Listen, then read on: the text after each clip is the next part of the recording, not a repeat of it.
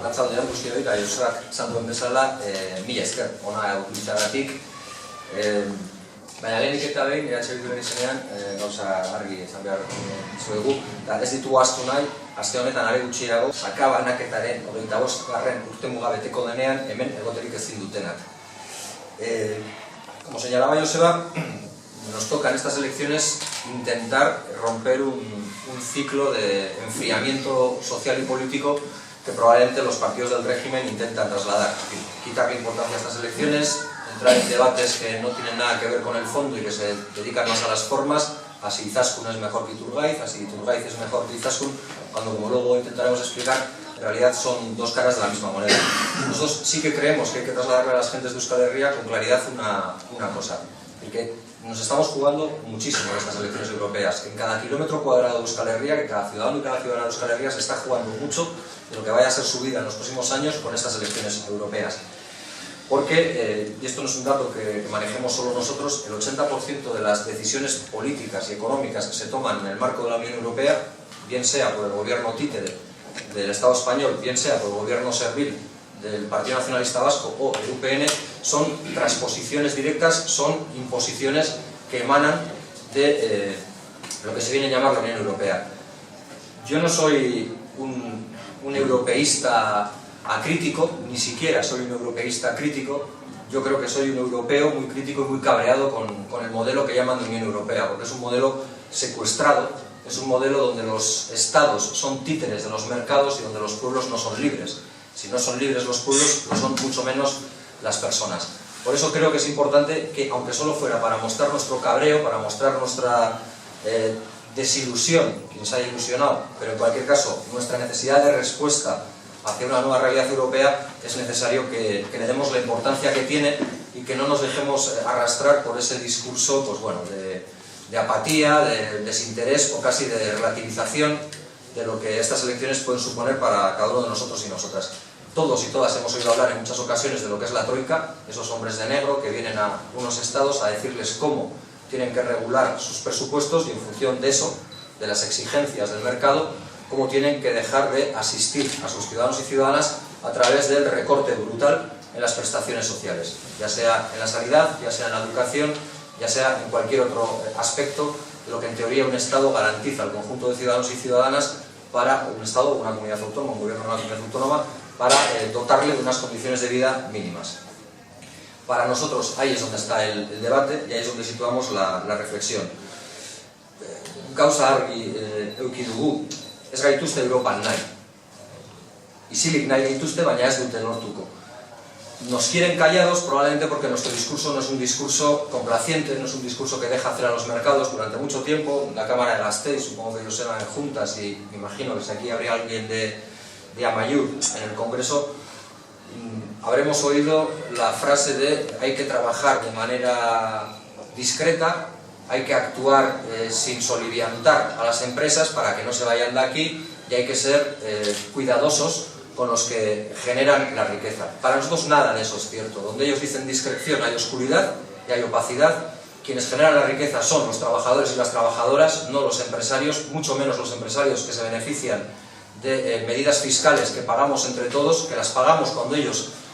consiguen quedar exentos del impuesto de sociedades a través de las vacaciones fiscales, porque ese dinero que ellos no ingresan es dinero que nosotras no tenemos para aplicar políticas más justas, para aplicar políticas de reparto de la riqueza, y lo volvemos a pagar ahora cuando los listos del PNV que inventaron eso, en lugar de apostar por la política real, por la apuesta por el tejido y el tejido estratégico de su país, y dedicaron todo el tiempo a pergeñar una especie de paraíso fiscal, pues resulta que se ven condenados a una multa de 30 millones de euros que tendremos que volver a pagar nosotros y nosotras, y que volveremos a sufrir nosotros y nosotras porque de algún sitio recortarán y seguramente no será de las ayudas a las grandes empresas. Probablemente por todo eso nos quieren callados y nos quieren fuera, porque yo creo que hay tres elementos de manera muy clara que dibujan lo que queremos hacer en Europa. ¿Por qué os pedimos el voto a todos y cada uno de vosotros y vosotras? ¿Y por qué os pedimos además que seáis agentes activos en la búsqueda de apoyos, en la búsqueda de complicidades con la candidatura de Euskal Herria Bildu, con la candidatura de Herriak Erabaki de los pueblos deciden? La primera es porque creemos que es necesario llevar a Euskal Herria una voz insumisa, una voz rebelde, una voz feminista, una voz ecologista, una voz socialista. La voz que en la actualidad se oye de Euskadi en Europa es, desde nuestro punto de vista, una voz de todo punto almibarada, en algunos casos el del PNV, y absolutamente contraria a los intereses de Euskal Herria, en el caso del Partido Socialista Obrero Español y en el caso del Partido Popular. Y creemos que además es justo que la expresión política de izquierdas más potente del sur de Europa, junto con la de Syriza en Grecia, tenga un hueco en el Parlamento Europeo. Porque no queremos que nadie hable por nosotros y por nosotras, ni siquiera con la mejor de las intenciones. Porque no somos parte obligada de nada, sino porque somos en todo caso aquello que decidamos ser entre todos y entre todas. La segunda cuestión es por lo que estoy viniendo a decir, o por la manera en la que estoy expresando, lo de la forma y el contenido. La forma, el continente y el contenido tiene su importancia. Porque yo creo que es necesario que en Europa alguien llame a las cosas por su nombre. Porque si hay gente que se está quedando con el dinero de todas y todas, nos está robando y es un ladrón. Y habrá que decírselo, se apellide Mario Botín, Draghi, Karol de Gucht o cualquier otro elemento de los que fueron recibidos con vítores en el Guggenheim por el gobierno del PNV durante la reunión de la Troika. Porque si alguien está enriqueciéndose con esta mal llamada crisis, que no es sino una estafa que estamos pagando entre todos y todas aquellas que no la hemos generado, pero sí la sufrimos, alguien tendrá que decir que esto es una estafa. Y porque sobre todo, si hay gobiernos que dicen que se preocupan mucho por Euskadi, que quieren otra Europa, pero luego avalan sistemáticamente todas y cada una de las decisiones que nos están, como dicen los portugueses, jodiendo la vida, pues alguien tendrá que decirles que son gobiernos serviles y que son gobiernos títeres a los intereses económicos. Que el secuestro de la Unión Europea es el secuestro de las élites financieras sobre el poder político. Y que no es real que aquello que dibujaron como una Unión Europea, que iba a ser un espacio de libertad para los ciudadanos y ciudadanas, exista en la actualidad, que hemos retrocedido 30 años y que volvemos a la dinámica de la Comunidad Económica Europea, donde lo que priman son los mercados, la libre circulación del capital y donde lo que se impide realmente es la libre circulación de las personas, sea con vallas asesinas como las de Melilla o sea con vuelos fletados para expulsar de la Unión Europea a todos los emigrantes. Y la tercera cuestión, que tiene que ver un poco con lo que decía ahora, porque no queremos, porque no nos da la gana de que en Europa crean que Euskal Herria se reduce a esa Euskadi de 3 herrialdes donde hay una especie de modelo que nos hace a todos vivir estupendamente, donde todo aquello que dice o que ha señalado Joseba no existe o parece que nos lo hubiéramos estado inventando nosotros, donde no hay desempleados, donde parece que los servicios sociales funcionan de maravilla, donde la Lanbide no es un agujero negro donde la gente intenta buscar empleo, no lo encuentra y además ve sacrificada parte de su dignidad por el mareo y por el vacile que le meten cada vez que busca empleo, porque pensarían que en Euskal Herria o que en Euskadi no existe un recorte brutal de independencia y porque lo único que le preocupa desde nuestro punto de vista al PNV, o por lo único que le importa al Partido Nacionalista Vasco el PNV, es para contentar a los mercados por un lado y para encontrar algún lugar al que mandar a todos los ciudadanos, a todos los jóvenes, a todas las jóvenes que expulsa de un mercado laboral creado a deseo de los mercados. Porque en definitiva, frente a esa apuesta de modelo Euskadi que es dócil con los mercados, nosotros queremos la soberanía y el cambio social. Cambio social, transformación social, como queréis llamarlo. Porque sin soberanía es imposible poner en pie todas las herramientas de autodefensa que necesita un país como el nuestro para hacer frente al atropello sistemático de derechos y libertades a la que nos someten los mercados, y porque sin soberanía no podemos abordar ese cambio social necesario para construir un modelo donde, aunque el Lehendakari diga sistemáticamente aquello de Pertsonak helburu en toda la política institucional, no sea como en la actualidad, que lo que vemos es que lo que priman son el sostenimiento de determinadas empresas. Cierto que luego se recompensa muy bien el salto de Josu Jon Imaz a Repsol, que es un salto meteórico, que en términos futbolísticos sería como pasar de un equipo tercera regional a jugar la Champions, pero no es sino la recompensa de un sistema absolutamente viciado y desde nuestro punto de vista corrupto, que es el sistema donde la política está al servicio de la economía y no la economía al servicio de la política, entendiendo la política como el servicio a las personas. Por todo eso creemos que hay que estar en Europa.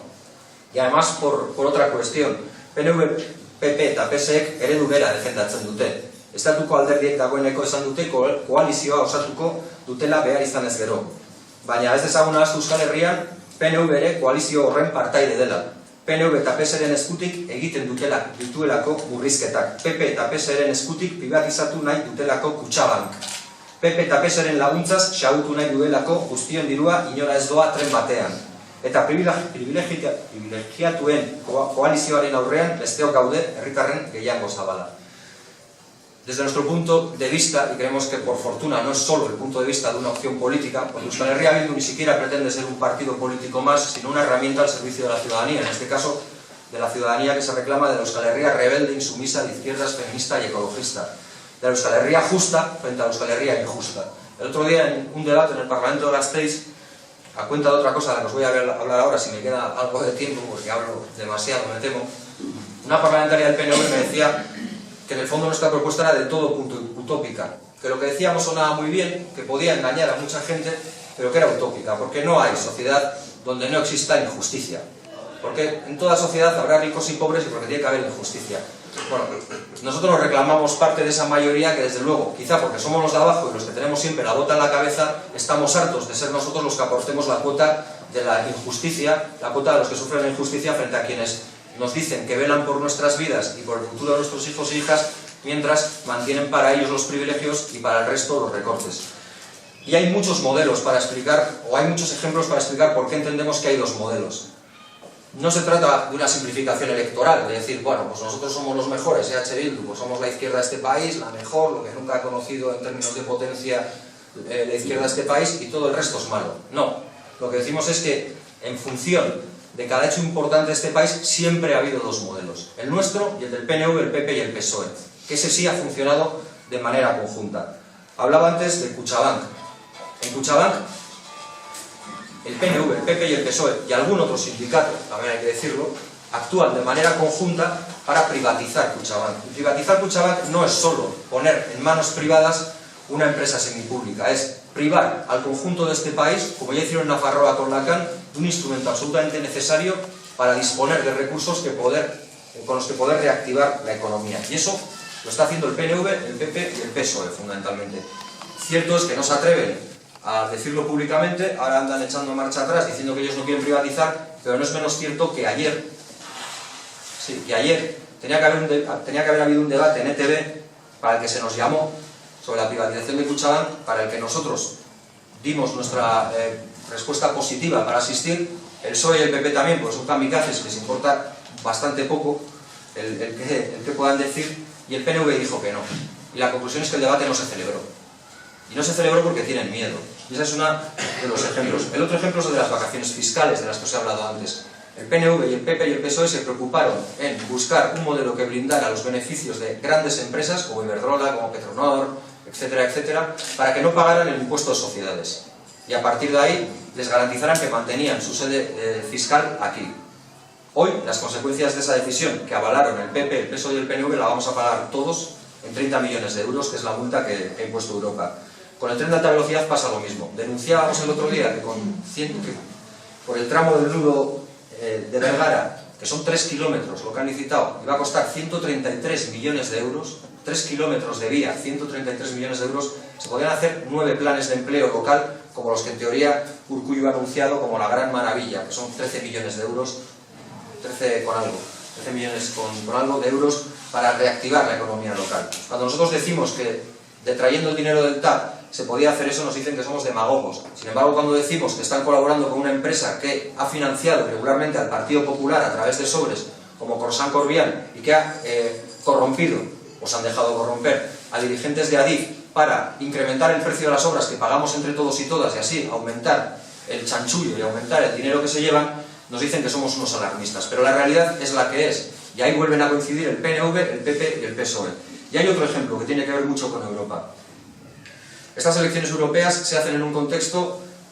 que es el 25 de mayo, pero hace un año arrancó un proceso que se llama el Acuerdo de Asociación o el Acuerdo Transatlántico de Comercio e Inversión para generar un espacio de libre comercio entre Estados Unidos y la Unión Europea. Ese espacio obliga a cosas a los Estados, entre ellas a que pierdan toda la soberanía en favor de las transnacionales. Ha habido 200 reuniones para ir haciendo el documento de la firma por el que Obama tiene tanto interés. De esas 200 reuniones, todas, absolutamente todas, menos 4, han sido secretas. En todas, menos 4, han participado directamente los lobbies de las transnacionales. Empresas farmacéuticas, empresas petroleras, empresas agroalimentarias. Es decir, Monsanto, Texaco, Repsol, todas las farmacéuticas que os podáis imaginar. ¿Cuáles son las consecuencias en nuestra vida?